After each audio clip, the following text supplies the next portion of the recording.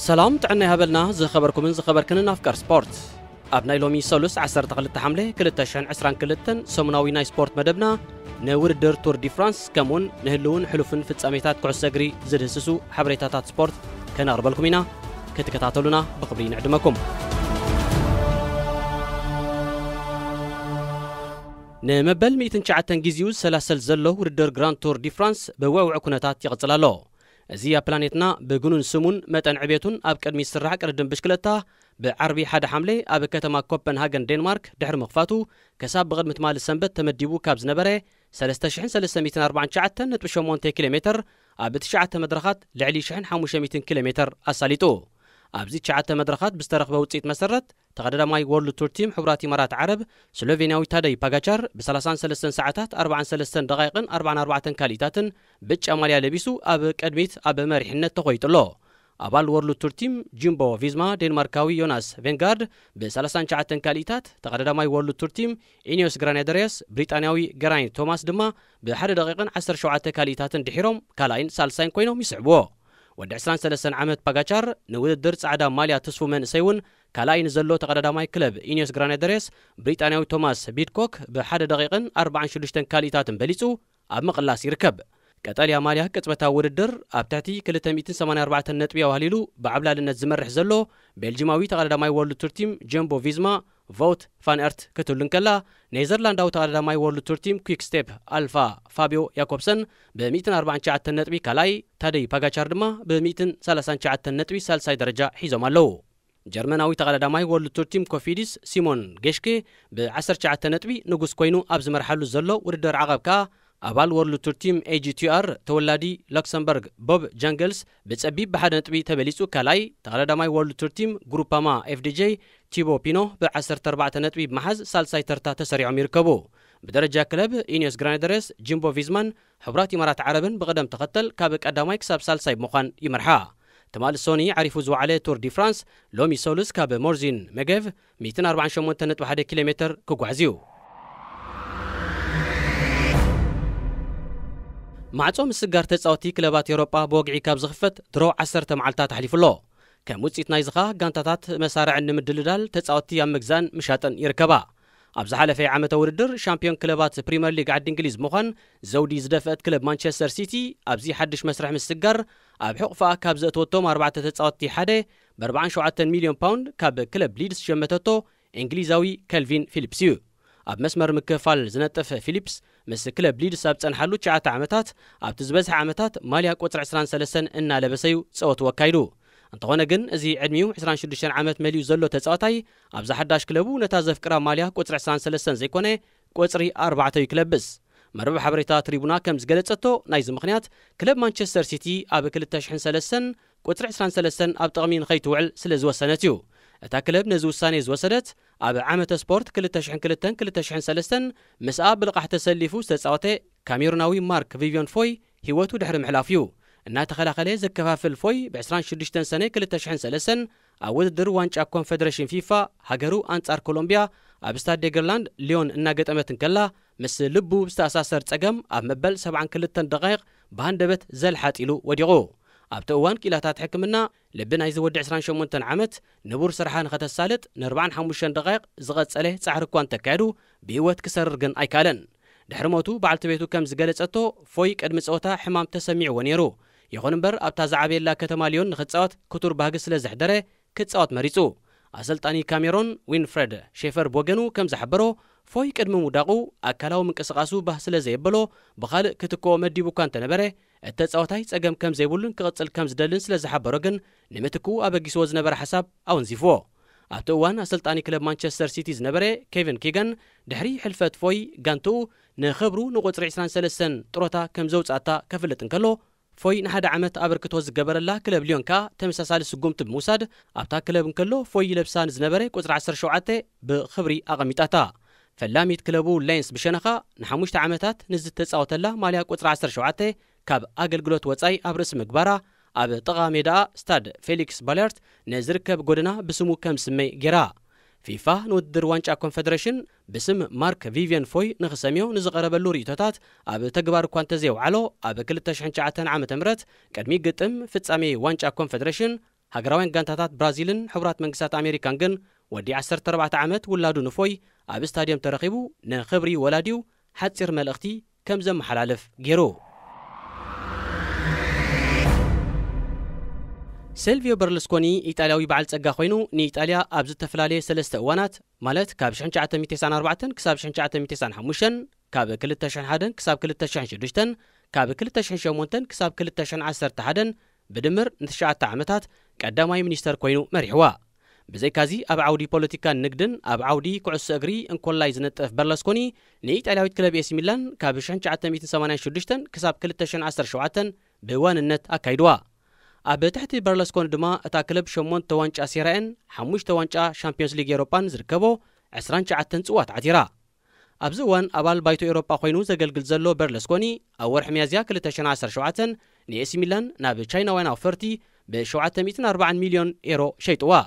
ንሱ ነዛ 31 ዓመታት ዝወነና ክለብ ምስ ሓደጋ ንብዙሓት ካብ ንጥፈት ኩዕሶ እግሪ ዝተሰናበተ መሲልዎም እኳ እንተነበረ እዚ ኣብ ዝሓለፈ ዓመት ኣብ ኢጣልያ እቲ ዝሃብተ መወናኒ ክለብ ተባሂሉ ቀዳማይ ደረጃ ዝተሰርዐ ሽማግለ ነዊሕ ቀይጸንሐ ድሕሪ 1 ዓመትን 5 ወርሕን ኣብ ወርሒ መስከረም 2018 ኣብ ሴራቺ ንትጻወት ክለብ ሞንዛ ብመንገዲ ፊንቨስት ዝተባሃለ ኩባንዩ ኣብ ኢዱ ኣትይዋ። ክለብ ሞንዛ ኣብ ትሕቲ ዋንነት በርሉስኮኒ ኣብ ወርሒ ሰኔ 2020 ናብ ሴራቢ ዝተሰጋገረት ክትከውን ከላ ኣብዚ ዝዛዘምናዮ ዓመተ ስፖርት 2021-2022 ከ ስለ ዝሰለጣ ኣብ ታሪኻ ንፈለማ እዋን ኣብቲ ድሕሪ 1 ወርሒ ዝጅምር ውድድር ሴሪያ ተሳታፊት ክትከውን እያ። እዛ ክለብ ኣብ ሴሪያ ተወዳዳሪት ኮይና ምእንታን ክትቀርብ ከም ሃገራ ሓደሽ ተጻወቲ ኣብ ምዕዳግን ምህዳንን ተዋፊራ ትርከብ። ኣብ መደበር ቴሌቪዥን ESPN፣ BN ስፖርት፣ ፓራማውንት ፕላስን ካልኦት መራኸቢ ብዙሃንን ዝዓየ ኢጣልያዊ ኣሜሪካዊ ተንታኒ ጸወታታት ኩዕሶ እግሪ ማቴዮ ቦነቲ ከም ዝጸብጸቦ በርሉስኮኒ ናብ ክለቡ ክጽምበሩ ሓደሽ ተጻወቲ ስግንጥራውን ኣገራምን ዝኾነ መምዘኒታት ዘማልኡ ክኾኑ ከም ዘለዎም ሓጊግሎ። ብመሰረቲ ወዲ 85 ዓመት ሰሪዕዎ ዘሎ መምዘኒታት ክለብ ሞንዛ ተሓፎ ተጻዋታይ ኢጣልያዊ ኮይኑ ኣብ ኣካላቱ ዝኾነ ይኹን ውቃጦ ዘይብሉ ኣእዛኑ ዘይተሰቑረ ጭሕሚ ዘይብሉን ጸጉሩ ስኻ ብጽፈትን ምዑሪ ኣገባብን ዝተስተኻኸለ ክኸውን ኣሎ። ኣርጀንቲናውያን ኣጥቃዕቲ ማርኮ ኢካርድን ፓውሎ ዲያባላን ኣብዚ ሕጂ እዋን ኣስማቶም ምስ ክለብ ሞንዛ ተኣሳሲሩ ብምህላው እታ ጋንታ ነቲ ብወናኒኣ ወፂኡ ዘሎ መምዘኒታት ተኸቲላ ቆላሕታ ክትነፍጎም ድያ ወይ ከዓ ኣብ መምዘኒታታ ሕድገታት ጌራ ክሽምቶም እያ ኣብ ሓፂር እዋን ዝምለስ እዩ። ምስ ክለብ ካርዲፍ ሲቲ ፕሮፌሽናላዊ ጉዕዞ ኩዕሶ እግሪ ጀመረ ተወላዲ ዌልስ ኣሮን ራምሲ ካብ 2008 ክሳብ 2019 ተጻዋታይ እንግሊዛዊት ክለብ ኣርሰናል እዩ ነይሩ። ኣብ መስመር ምክፍፋል ጸወት ራምሲ ሓለፍትን ደገፍትን ክለብ ኣርሰናል ምስኦም ክጽንሕዎ እናባሃጉን ከለው ውዕሉ ፈጺሙ ኣብ ወርሒ ሐምሌ 2019 ናብ ኢጣልያዊት ክለብ ጁቬንቱስ ተሰጋጊሩ። እዚ ወዲ 31 ዓመት ተጻዋታይ ካብ እንግሊዝ ናብ ኢጣልያ ምስ ሰምርሐ ኣብ ቀዳሞት 2 ዓመተ ውድድራት ኣብ 65 ግጥማት ክስለፍ እኳ እንተኻእለ ብዙሕ ከየድምዐ 6 ጎላት ጥራዩ ኣበርኪቱ። ኣብ ዝሓለፈ ዓመተ ውድድርካ ኣብ ሴሪያ ኣብ ውሽጢ 5 ወርሕ 5 ግጥማት ጥራይ ምስ ተጻወተ ክለቡ ናብ ስኮትላንዳዊት ክለብ ሬንጀርስ ብልቓሕ ክትልእኮ ተገዲዳ። ካብ ጥሪ 2022 ጀሚሩ ምስ ክለብ ሬንጀርስ ጸንሐ ራምሲ ምዛ ክለብ ጸንሖ ውዕል ልቓሕ ስለ ዝፈጸመ ናብ ኣደይ ክለቡ ጁቬንቱስ ክምለስ ነይርዎ። ስለ ዝኾነኻ ናብ ኢጣልያ ተመሊሱ ነቲ ኣብ ዝመጽእ ወርሒ ነሓሰ ዝፍልም 1 ዓመተ ውድድር ሴሪያ ቀድመ ምድላዋት ንምጅማር በቕድሚ ማል ሰንበት ኣብ ማእከል ልምምድ ክለቡ ጁቬንቱስ ኣብ ዝበጽሓሉ ኣብ ኣፈፈት እቲ ማእከል ልምምድ ጸንሑ ደገፍቲ ክታም ከምብረሎም ሓቲቶሞ። ሓደ ካብዞም ደገፍቲ ግን በዚ ሰሙናዊ 400,000 ፓውንድ እናተኸፍለ ነጋንቱ ዝጥቀስ ኣበርክቶ ዘይገበረላ ራምሲ ዝጓየን ካብታ ጋንታ ኸኣ ክወጻሉ ዝደልየን ክመስል ኣብቲ ክታም ክቕበለሉ ዝቐረበ ወረቐት ሓደ ጽሑፍ ኣዳልዩ መጺኡ። እቲ ጽሑፍ ከዓ ምፍራስ ውዕል ዝብል እዩ። እዚ ውልቀ ሰብ ኣብ ጎንቶም ኣብ ቅድሚ ራምሲ ተገቲሮም ክታሞም ዝምእሩ ዝነበሩ ደገፍቲ ብምስራዕ ነታ ሒዝዋ ዝነበረ ወረቐት ናብ ኣእዳውቲ ተጻዋታይ ልይኽዋ። ራምሲ ድማ ኣብቲ ወረቐት እንታይ ተጻሒፉ ኣሎ ከስተውዓለ ኣብ ልዕሊ እታ ወረቐት ክታሙ እምቢሩ። እዚ ወረቐት ሕጋውነት ዝለበሰ ወጋዕ ውዕል ዝሓዘለ ኣይኹን ዳ እምበር እቲ ነዚ ተግባር ብቪድዮ ሰኒዱ ዝዘርግሐ ደጋፊ ንራምሲ ንዝጸንሐኒ ውዕል ከም ዘፍረስኩ ብኽታመይ የረጋግጽ ኣለኹ ኢሉ ንኸፈርሞ ክኢል እዩ። ኣብዚ ግዜ እዚ ፖል ፖግባ ካብ ማንቸስተር ዩናይትድ ናብ ናይ ቅድም ጋንቱ ጁቬንቱስ ተመሊሱ ብምህላው ውዕሉ ንኸብቅዕ 1 ዓመት ተሪፎ ዘሎ ራምሲ ምስ ጁቬንቱስ ንቕጽል ዘለዎ ተኽእሎ ናብ ባዶ ዝቐረበ ምዃኑ ንኩዕሶ እግሪ ኢጣልያ ብቐረባ ዝከታተሉ ክኢላታት ይሕብሩ።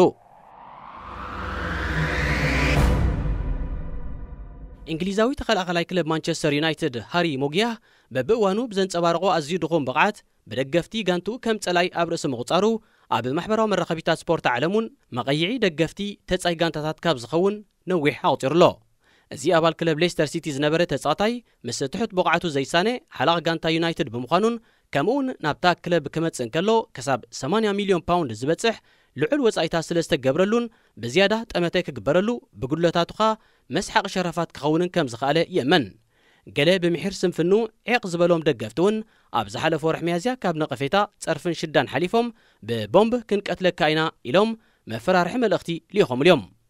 ዝምድና ሞጊያን ደገፍቲ ማንቸስተር ዩናይትድን ብሓርፋፍ እናሃለወ ኣብ ዝሓለፈ ሒደት መዓልትታት ነቲ ዝምድና መሊሱ ዘሻሕክር ክስተት ተፈጢሩ ነይሩ መርበብ ሓበሬታ ስፖርት ባይብል ኣብ ሕሳብ ማሕበራዊ ሚድያ ኢንስታግራም ኣብዚ እዋን ኣብ ክለቡ ሕጉስ ብዘይምህላው ናብ ካልኦት ክለባት ክሰጋገር ሕቶ ከም ዘቕረበ ዝንገረሉ ዘሎ ኣጥቃዓይ ማንቸስተር ዩናይትድ ክርስቲያኖ ሮናልዶ ኣብ ውድድር ፕሪምየር ሊግ ሻልሻይ ደረጃ ሒዛ ንዝፈጸመት ጋንቱ ኣብዚ ሓድሽ ዓመተ ስፖርት ካብ ውድድር ሻምፒዮንስ ሊግ ኤውሮጳ ክትበኩር ስለ ዝተቐሰበትን ከም ውፅኢት ናይዚ ኸኣ ተጻወትቲ ናይዛ 20 ግዜ ሻምፒዮን ፕሪምየር ሊግ ዝኾነት ክለብ ደሞዞም ብ25 ሚታዊት ክጎድል ብምዃኑን ሰሙናዊ ዓስቢ ሮናልዶ ካብ 480,000 ናብ 360,000 ፓውንድ ለጠቕ ስለ ዝበለ ነዘይ ዕግበት እቲ ፖርቱጋላዊ ነዳዲ ከም ዝወሰኸሉ ዝገልጽ ጽሑፍ ኣብ ዝርግሐሉን መጓያ ኸኣ ነዚ ልጥፎ ናይ ፍትወት ወይ ከዓ ላይክ ምልክት ገይሩሉ ብዝተግባር እቶም ኣብ ነፍሲ ወከፍ ጌጋ ዝሰርሓሉ ኣጋጣሚ መልሓሶም ዝውርውርሉ ደገፍቲ ዩናይትድ ሓለቓ ጋንቶኦም ክኸውን ብቑዕ ከም ዘይኮነ ብምሕባር መዝነቱ ክምንዛዕ ኣብ ርእሲ ምጽውዖም ማእልያ ዘይብሉ ጸርፊ ኣዝኒቦምሉ ብድሕሪዚ ኣሉታዊ ግብረ መልሲ ሞጊያ ንተግባሩ ይቕሬታ እኳ እንተሓተተሉ ነቲ ናይ ላይክ ምልክት ብወዝ ብምበር ኮነ ኢሉ ከም ዘይጠወቖ ገሊጹ ማሕበራዊ ሚድያ ኣብ መንጎ ስፖርታውያንን ደገፍቶምን ዝጸንሐ ርሕቀት ዝምድና ወይ ከዓ ርክብ ዘጽብብን ንሓድሕዶም ይህን ሚን ዝበሃል መድረኽን እኳ እንተኾነ ንብርክት ዝበሉ ተጻወትቲ ግን ኣብ ዝተፈላለየ እዋናት ኣብ ዘይተደልየ ከምኡውን ዘስሕቕ ጌጋታት ከም ዝጽመዱ ገይሩ መርበብ ሓበሬታ ስፖርትስ ሜይል ንገለ ተጻወትቲ ኣብ ማሕበራዊ ሚድያ ዝፈጸሞ ጌጋታት ወይ ከዓ ዘስሕቑ ኣጋጣሚታት ሃሰስ ኢላ ነይራ ንሒደት ካብኡ ወስ ክንብለኩም ኢና ሬድዮ ኤረና ሬድዮ ኤረና ካብ ከተማ ፓሪስ ዝመሓላለፍ ብኤርትራውያን ጋዜጠኛታት ዝዳሎ ነፃ ሬድዮ እዩ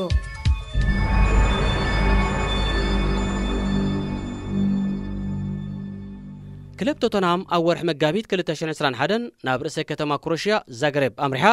ኣብ መጻረይ ግጥም ሊግ ኤውሮጳ ብክለብ ዲናሞ ዛግሬብ 3-0 ካባ ሕፍረት ተጎልቢባ ድሕሪ ምግላፋ ተቐያሪ ብምንባሩ ነቲ ጸወታ መንበር እናሞቐ ዝተኸታተሎ እንግሊዛዊ ሓላዊ ውልዳት ጆ ሃርት እቲ ስራሕ ተፈጺሙ ዝብል ጽሑፍ ብቐጠልያ ዝሕብሩ ምልክዕ ቅኑዕ ወይ ከዓ ራይት ብምውሃድ ብስእሊ ናይቲ ጸወታ ኣሰኒዩ ኣብ ናይ ኢንስታግራም ሕሳቡ ጠቂዕዎ እዚ ልጥፎ ንመላእ ደገፍቲ ቶተንሃም ድሕሪ ምቁጥዑ ሃርት እቲ ጌጋ ብሓደ ቶተንሃም ዝተዓወተት ዝመሰሎ ንማህደር ማሕበራዊ ሜድዩ ካብ ዘካይዱ ሰራሕተኛታቱ ከም ተፈጸመ ብምግላጽ ወግዓዊ ይቕሬታ ሓቲቱ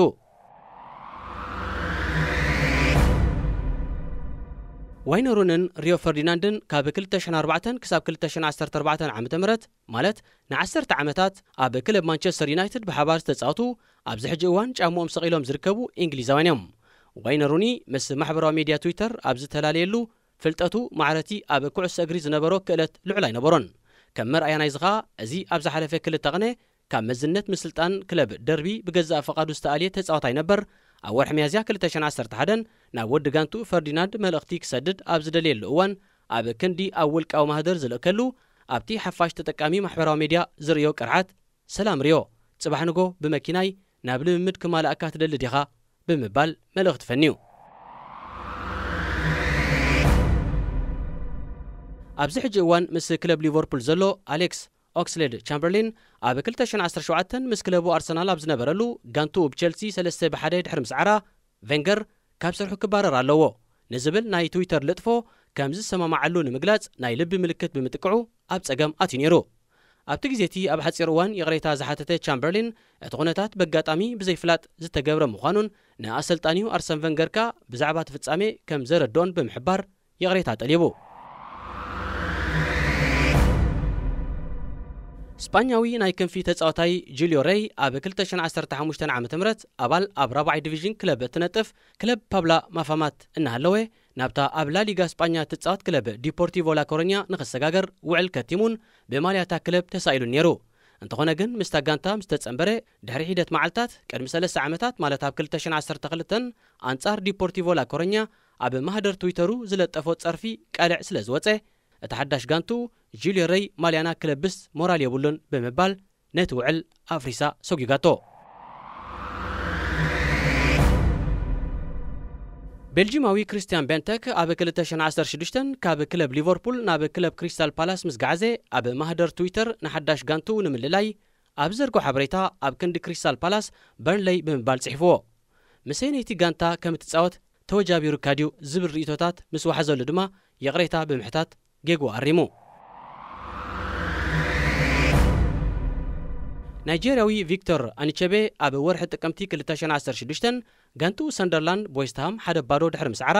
ሓደ ካብ ወከልቱ ከተኣምኖ ዘጸግም ደገፍ ጋንታናውን ንኽትዕወት ሓያል ጻዕሪ ካይዳ ንመቕባሉ ዝኸብል ስዕረት እኳ እንተገነፈና ኣብ ዝቕጽል ሓይልና ክንቀርብ ኢና ኢልካ ወይ ድማ ንዑ ዝመስል ሓበሬታ ዶ ኣብ ትዊተር ከተስፍር ትኽእል ዝብል ሓበሬታ ለኣኸሉ ኣኒቸቤ ወይ ድማ ሓደ ካብ ኣገልገልቱ ድማ ነቲ ዝመጾም መልእኽቲ ቀዲሖም ከም ዘለዎ እንኮላይ ነቲ ኢልካ ወይ ድማ ንዑ ዝመስል ሓበሬታ ዶ ኣብ ትዊተር ከተስፍር ትኽእል ዝብል ጽሑፍ ሓዊሶም ኣብ ማህደር ትዊተር ኣስጊሮሞ ኣብ ዓመተ ውድድር 2015-2016 ወግዓዊ ማህደር ትዊተር ክለብ ኤቨርተን ምስታ ካብ ዓለም ዝበለጸት ሓፍተይ ብሉጽ መዓልቲ ሕሊፈ ዝብል ጽሑፍ ዘርጊሓ እቲ ንብርክት ዝበሉ ደገፍቲ ኤቨርተንን ካልኦት ኣፍቀርቲ ኩዕሶ እግርን ዘደንጸወ ጸገም ዝተፈጥረ ሓደ ካብ ሰራሕተኛታት ህዝባዊ ርክባታ ክለብ ነቲ መልእኽቲ ኣብ ብሕታዊ ማህደር ይልጥፍ ኣለኹ ኢሉ ኣብ ማህደር ናይታ እንግሊዛዊት ክለብ ስለ ዝጠቅዑ እዩ ኣብ ባጫ ዝዋፈራ ማህደራት ማሕበራዊ ሚድያ ይኹና ደገፍቲ ንምስልን ስእልን ደያኑ ብዲጂታላዊ መንገዲ ብምልዋጥ ወይ ከዓ ፎቶሾፕ ብምግባር ናእዳ ነቐፌታ ርእቶን ካልእን ክሕልፉ ምርኣይ ልሙድ ተርእዩ ኣሰልጠንቲ ይኹኑ ተጻወቲ